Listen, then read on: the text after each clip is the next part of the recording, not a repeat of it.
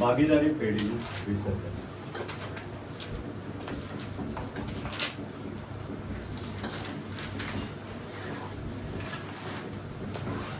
English શબ્દ છે ડિઝોલ્યુશન.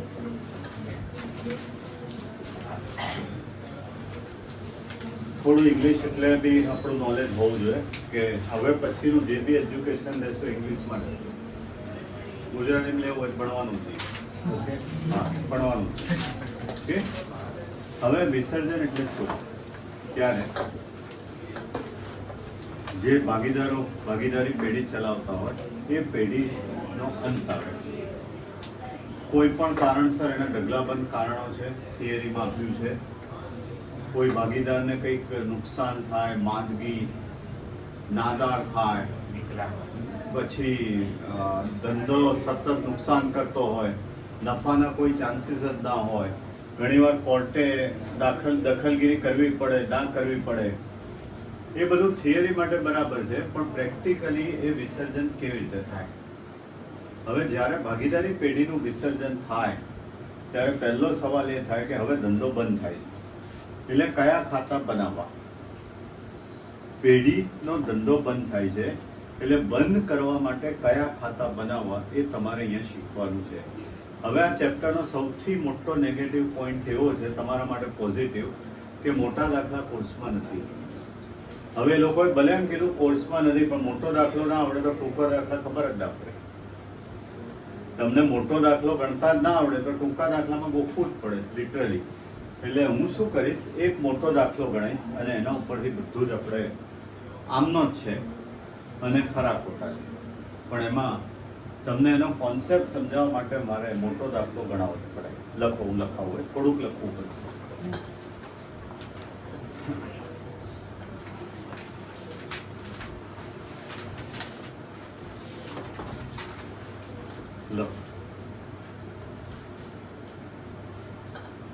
ભાગીદારી પેઢીના વિસર્જન વખતે પેઢીના ચોપડે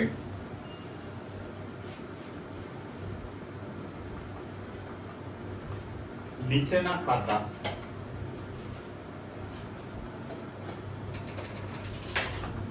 તૈયાર કરવામાં આવે છે.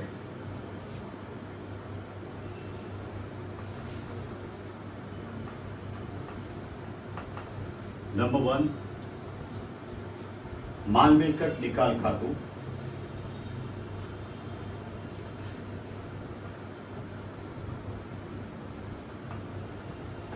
નંબર 2, ભાગીદારોના મૂડી ખાતા.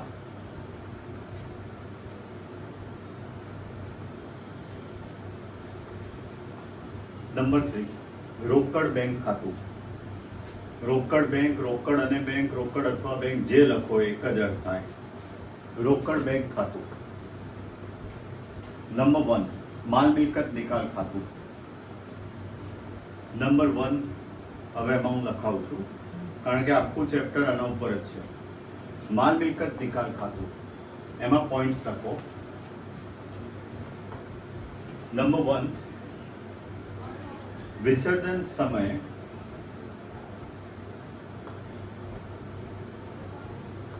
પેઢીની મિલકતો અને દેવાના નિકાલ માટે તૈયાર કરવામાં આવે છે.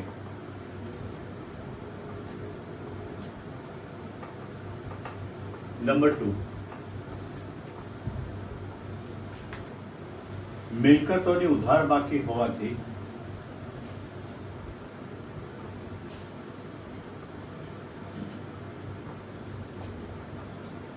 બધી જ મિલકતો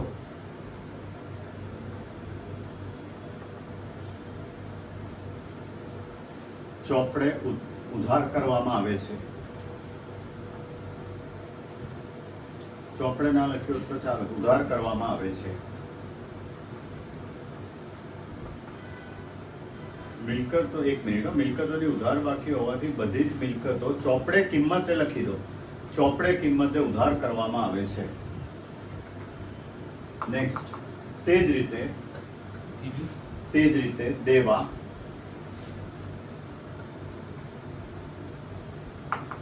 જમા કરવામાં આવે છે.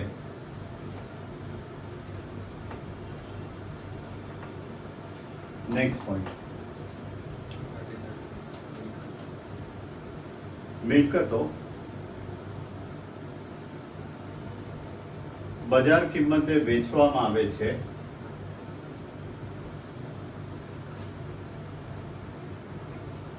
અથવા ભાગીદાર લઈ જાય છે.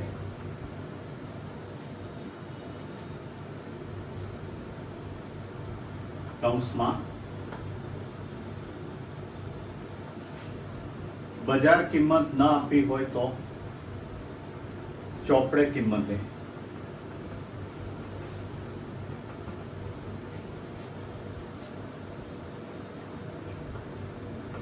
હવે આ પોઈન્ટ મેં લખાયો એની બે આમનો એ બી કરીને લખો, સ્મોલ એ સ્મોલ બી. એ બી એમાં છે. મિલકતો વેચવામાં આવે ત્યારે, મિલકતો વેચવામાં આવે ત્યારે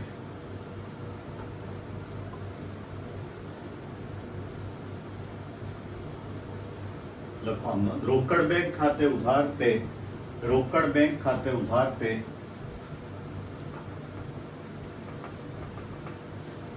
માલ મિલકત નિકાલ ખાતે.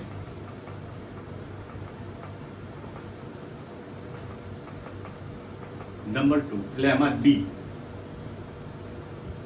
ભાગીદાર લઈ જાય ત્યારે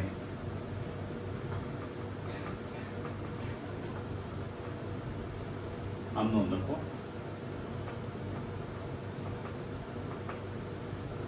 ભાગીદારના મૂડી ખાતે ઉધાર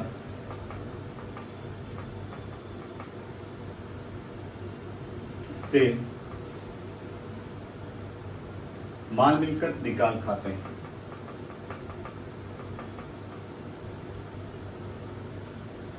નોંધ લખો, અદ્રશ્ય મિલકતોની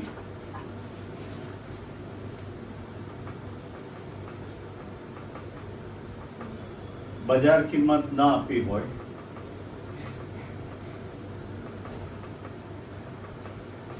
તો શૂન્ય ગણવી.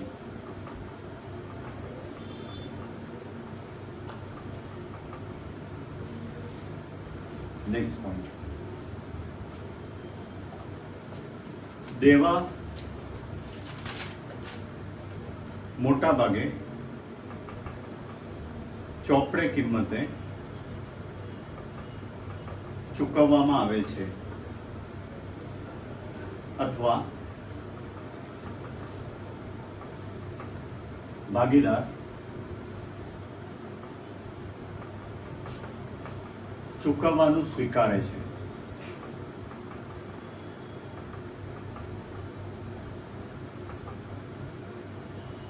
એ બી કરી રહ્યો, એ ચૂકવવામાં આવે ત્યારે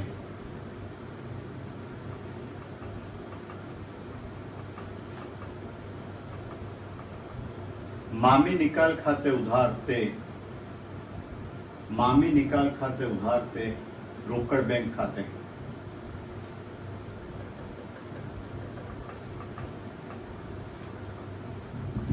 બી ભાગીદાર સ્વીકારે ત્યારે, ભાગીદાર સ્વીકારે ત્યારે મામી નિકાલ ખાતે ઉધાર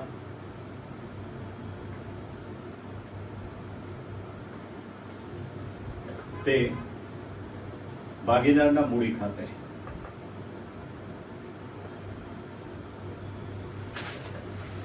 નેક્સ્ટ, નહીં નોંધેલ મિલકતો અને દેવાની નોંધ, નહીં નોંધેલ મિલકતો અને દેવાની નોંધ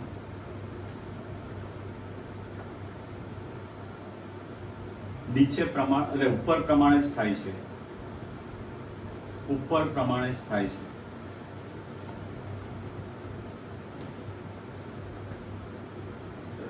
બરાબર, પેરેગ્રાફ પોઈન્ટ લખશો, નંબર તો વાંધો નહીં. છેવટે મામી નિકાલ ખાતું બંધ કરીને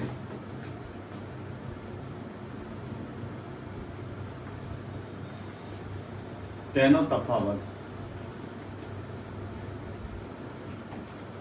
કૌંસમાં નફો કે ખોટ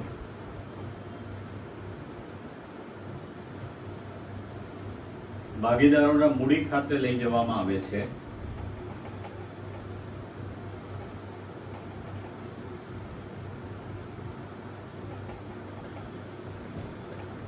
પેરેગ્રાફ મૂડી ખાતા બંધ કરીને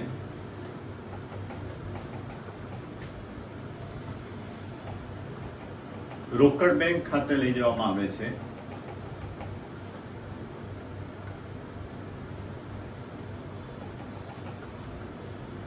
છેવટે રોકડ ખાતાની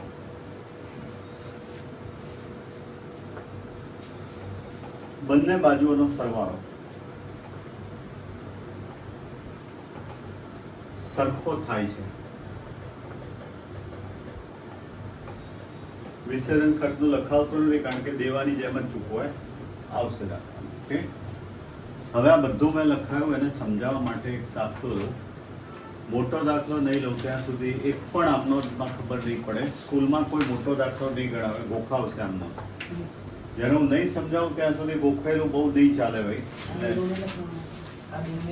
લખાયું કરું લખાયું. તને શું લાગે જોજો. હવે કોઈ દાખલો એવો લઈએ કે તેમાં બધું જ આવી જાય.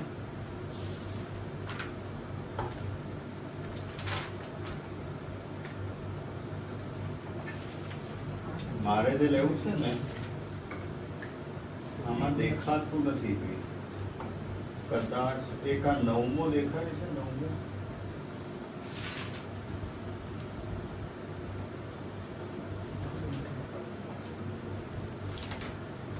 નહીં, મારે જે જોઈએ છે એ લઉં. એક મિનિટ ઉદાહરણમાં જોઈ લઈએ કારણ કે બધા પોઈન્ટ્સ મેં લખાવ્યું બધું જ આવી જવું જોઈએ.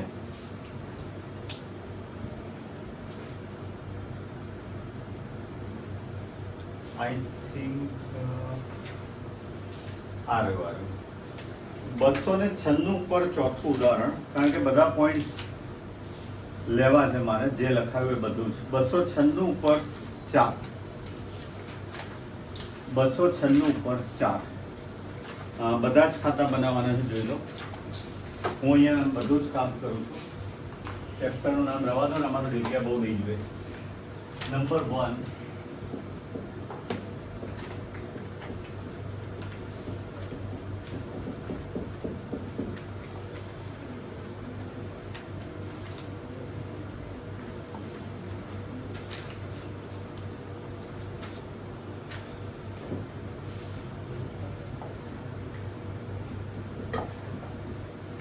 નામ શું છે ભાગીદારનું? 3 છે કે 2 છે? 3. ગૃષિતા, ધ્યાના અને સપના.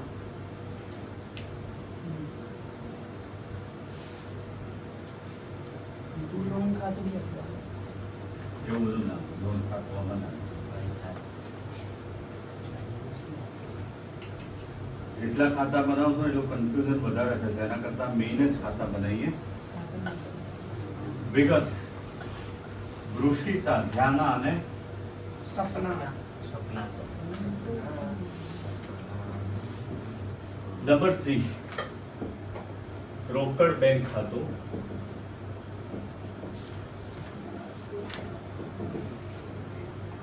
નિયમો બોલતો જઉં છું અને લખતો જઉં છું. મેં જે લખાયું હોય સૌથી પહેલા મેં એવું લખાયું મિલકતોની ઉધાર બાકી હોય એટલે બધી જ મિલકતો ચોપડે કિંમતે ઉધાર થાય. ખાલી નકલ એમાં જે લખ્યું છે એની જ મિલકતો અને નકલમાં અક્કલ ના હોય. જે મિલકતો તમને દાખલામાં આપી છે એ બધી એની જ કિંમતે. હવાલો જોવાનો નહીં. કેવી રીતે? અહીંયા લખું છું પરચુરણ મિલકતો ખાતે. પરચુરણ બોલો એક પછી એક. મિલકત લેના બાજુ. પાઘડી. પાઘડી કેટલી? 4000. બહુ સહેલું છે એકચ્યુઅલી આ. પછી મકાન 60,000. ફર્નિચર મકાન 60,000, ફર્નિચર 20,000. ફર્નિચર 20,000. દીવાદારો દેવાદારો 40,000 40,000. એક જ મિનિટ માટે એ તો અંદર રાખે હે એટલે ગાલખાત અનામત છે ને, હું બોલવા જ જતો હતો. એટલે અહીંયા છે ને આ ચેપ્ટરમાં વિસર્જન વખતે ગાલખાત અનામત બાદ કરવાને બદલે સામે બતાવવાનો રિવાજ છે. બાદ કર્યું એ તો ખોટું નથી, કારણ કે લાંબા દાખલા કોર્સમાં નથી. પણ મેઇન આમાં યાદ રાખવાનું એ છે કે ગાલખાત અનામત સામે બતાવો તો સારું, બાકી કંઈ ફેર પડવાનો નહીં, કારણ કે લાંબો દાખલો કોર્સમાં છે નહીં, મોટો દાખલો. બરાબર, એ સામે લખી દઉં છું. પરચુરણ દેવા ગાલખાત અનામત કેટલી? આમાં દેવાદારોમાં તો સ્ટોક માઇનસ કર્યો છે. એ ભગવાન, એક મિનિટ પણ આ શું ક્યાં કરો જોવો? તમે? પણ ક્યાં ગાલખાત અનામત છે યાર? હું તમે લોકો કે આ જોવો. ઓકે, ચાલો દેવાદાર કે બાદ સ્ટોક સ્ટોક. સ્ટોક 6,000. ફિર રોકડ શિલક 6,000 બાકી આગળ લાવ્યા, બાકી આગળ લાવ્યા 6,000. પછી ઉધાર છે, ઉધાર બાજુ વેચી દો. જે ભાઈ મૂડી ખાતા આપણે જેમ બનાવીએ છીએ એમાં કોઈ ચેન્જ છે જ નહીં, ખાલી આ નવું ખાતું આવ્યું. અહીંયા નફા નુકસાન ખાતું કેટલું છે? 24,000 અને પ્રમાણ આપ્યું છે, જુઓ તો નીચેનો મને નહીં યાર, પ્રમાણ સરખો જ ભાગે વેચી દો. એકવાર જોઈ લેજો બરાબર. સરખે હિસ્સે નફો નુકસાન ઓકે, લખ્યું જ છે વેચી ભાઈ, સરખે હિસ્સે. એટલે 8,000 આપી દઉં છું, જુઓ તો. 8.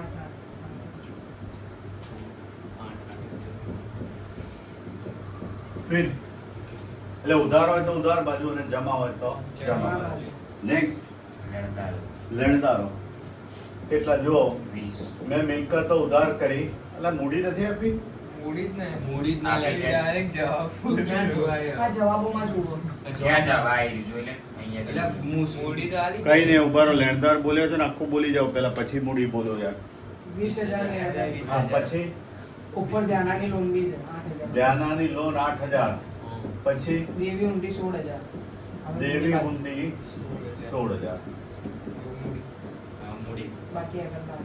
એક જ મિનિટ માટે. હા, બાકી આગળ લાવ્યા આવે 56, 40, 40 કોઈ અનામત નથી, પતી ગયું. જોઈ લો, પરિવાર પરિવાર મિલકતોની ઉધાર બાકી હોય, ખાલી પાકું સર્વેયું જોવાનું છે. બધી મિલકતો ઉધાર બાજુ કોપી અને નકલમાં અક્કલ ના. દેવાની જમા બાકી હોય, જમા બાજુ લખ્યા. મૂડી ખાતા આપણે વર્ષોથી બનાવીએ છીએ, એ જ રીતે બનાવ્યા. મેં પહેલા ચેપ્ટરથી જે બનાવીએ છીએ. અને હવે મેઇન સ્ટેપ પેલો શું જોઈએ જોજો અંદર. હવે મેઇન સ્ટેપ ચાલુ થયો, ધ્યાન જોજો. કોમન સેન્સ ગોખવાનું તો છે જ આમાં, સ્કૂલોમાં ગોખાવશે જ, કારણ કે આ બનાવવાનું જ નથી. ઓકે, હવે નિયમ શું કહે છે? તમે મિલકતો લઈ લીધી, હવે મિલકતોને વેચવાની. કેમ? કારણ કે આપણો ધંધો શું થાય છે? બંધ થાય છે. ઓકે, પહેલા તો સાયકોલોજી, ઉધાર કર્યો હોય જાય તો જમા. બે રસ્તા છે, કાં તો બહાર વેચી આવો અને કોઈ ભાગીદારને લેવી હોય તો લઈ લે. પહેલો પ્રાયોરિટી ભાગીદારને મળે ને. તમારો ધંધો બંધ થતો હોય, અમુક ફર્નિચર હોય, તમારે એવું કહેવું છે કે અમારે ઘેર લઈ જવું છે તો લઈ જાવ, પૈસા આપી દેવાના. ઓકે, તો બે રસ્તા છે. પહેલું તો રોકડ બેંક ખાતે. દાખલો ગણવાનો ક્રમ યાદ રાખજો. પહેલા પાઘડી વાંચો, હવાલા વાંચો છો હવે તમે. પહેલા પાઘડી, એણે ના કીધું હોત તોય ઝીરો ગણાત. કેમ? અદ્રશ્ય મિલકત. અદ્રશ્ય મિલકત. મેં એવું લખાયું કે અદ્રશ્ય મિલકતની બજાર કિંમત ના આપી હોય તો ઝીરો લેવાય. શૂન્ય ગણાય. બાકી બીજા બધામાં કેવું હોય? બજાર કિંમત ના આપી હોય તો ચોપડે કિંમત લેવાય. પણ અદ્રશ્ય મિલકતોમાં જો બજાર કિંમત ના આપી હોય તો શું લેવાની? શૂન્ય. અહીં તો કીધું જ છે શૂન્ય. એટલે પાઘડી તોય લખું છું એટલે તમારા ધ્યાનમાં રહે, ઝીરો. ચાલો, મકાન. ઋષિતા મકાન 52,000 માં લઈ આમ જો, ઋષિતાના મૂડી ખાતે મકાન 52,000. ખ્યાલ આવ્યો? તમે એક વસ્તુ મગજ અહીંયા જ રાખો, જમા થશે તો નક્કી જ છે. કાં તો રોકડ બેંક અને કાં તો ભાગીદાર. ત્રીજો રસ્તો છે જ નહીં આમાં. અહીંયા જમા કર્યું તો ત્યાં શું કરી દઉં? ઉધાર. 52,000. નેક્સ્ટ એમાં કોઈ બીજું છે? આમ મકાન પછી ફર્નિચર એ બોલો. નહીં, એમાં મકાન કોઈ લખ્યું છે? નો હું કહું એ ઓર્ડર મારો ફર્નિચર ઉપજ્યા. એ પછી આવશે 16,000 દેવું હશે. લખ્યું જ છે ને ઉપજા ફર્નિચર 16,000. ચાલો ફર્નિચર પછી દેવાદાર દેવાદાર ઉપર 36,000 ની વસ્તુ છે. આપ્યું જ છે હું શું સમજાવું 30,000. ચાલો હવે સ્ટોક સપના સ્ટોક 8,000 માં લઈ જાય છે. કોણ લઈ જાય ને સપના તો સપનાના મૂડી ખાતે સ્ટોક કેટલાનો 8,000 માં લઈ જાય છે ને અને અહીંયા ઉધાર કરી દઉં સપનામાં 8,000 થઈ ગઈ બે સર આ પતી ગયું હવે રોકડનું અહીંયા ટોટલ કરી દઉં 46,000 અહીંયા જમા કરે અહીંયા ઉધાર કરી દઉં મામી નિકાલ ખાતે 46,000 ક્લિયર જોઈ લો સાહેબ ધ્યાન રાખો ને, આના જેવું સહેલું ચેપ્ટર નહીં મળે 5 કે 6 માર્ક હશે આ ઇઝીએસ્ટ વે સહેલામાં સહેલો રસ્તો આના માર્ક લેવાય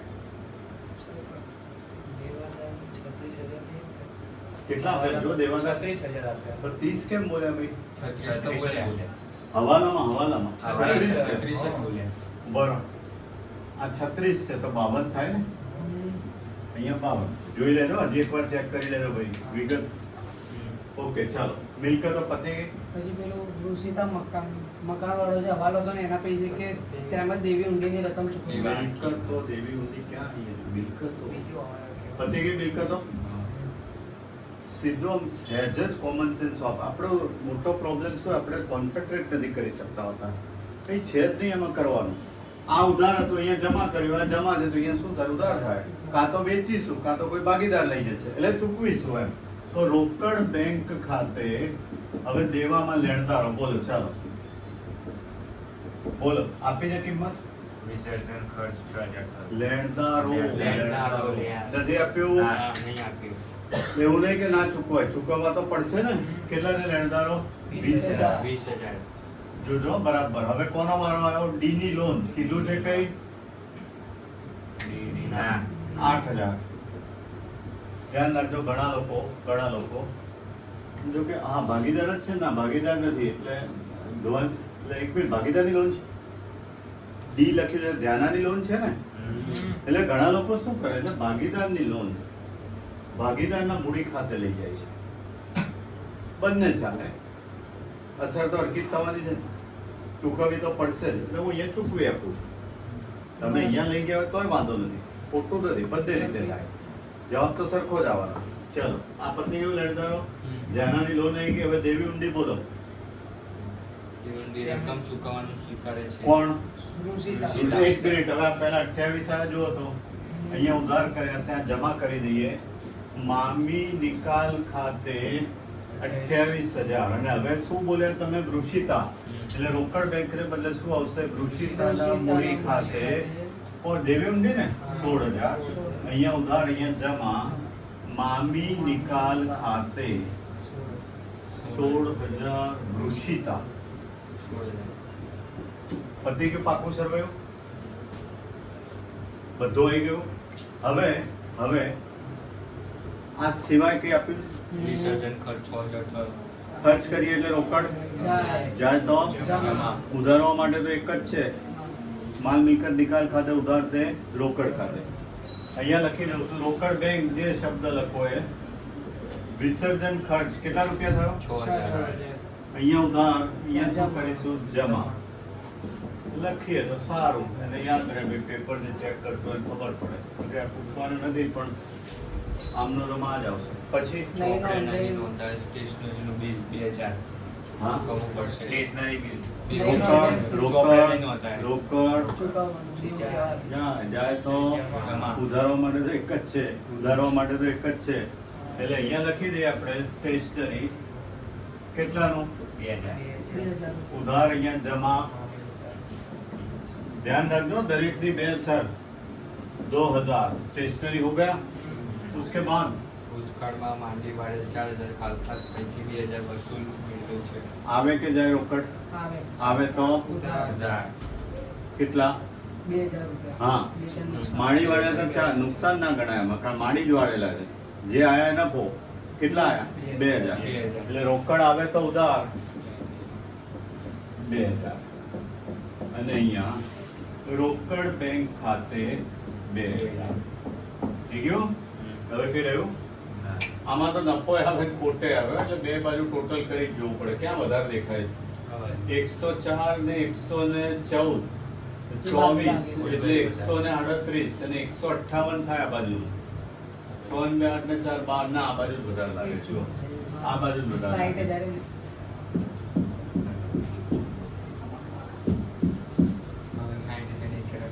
60,000 182,000 20 માં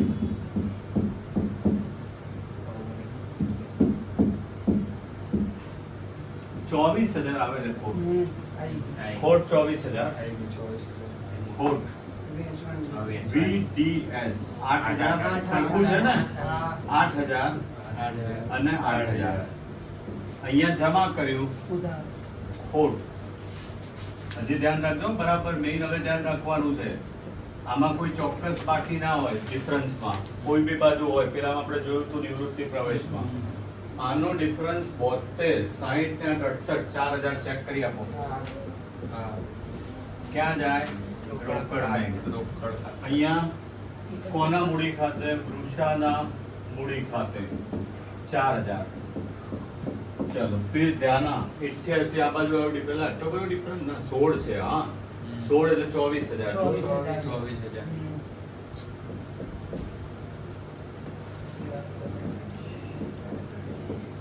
અને ત્રીજાનો ડિફરન્સ આ બાજુ આવ્યો. સામે બાજુ સામે આવે છે.